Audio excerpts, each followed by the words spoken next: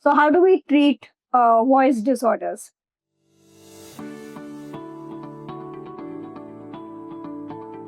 Hi, I'm Dr. Nabila, ENT surgeon. Hi, I'm Mr. Audiologist and speech pathologist. So, structural voice disorders can present with growth over the voice box anywhere on the vocal cords. These growths can be either benign or they can be malignant.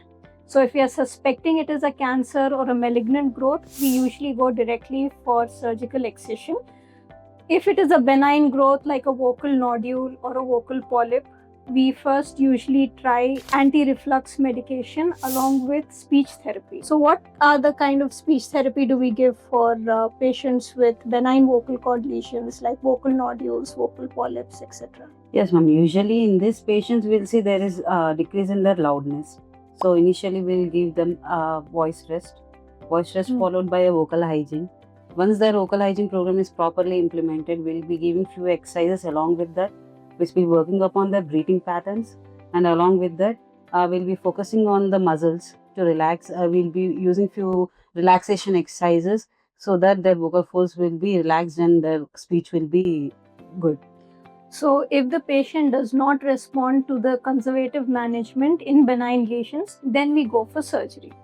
What about neurological causes where the vocal fold movement is affected and they're not approximating properly?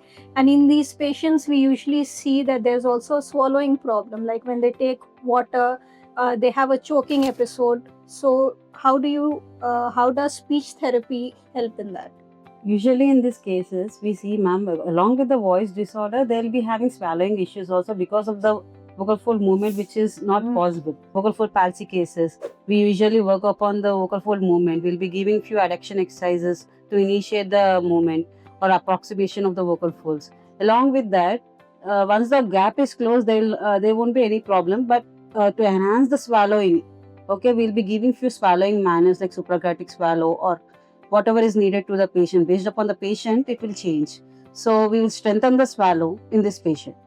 So, even in these patients, we first try with conservative management for a period of time sometimes from 3 to 6 months. If these patients are not responding to the conservative management, to the speech therapy or swallowing therapy, then we go ahead for surgical treatment for these cases.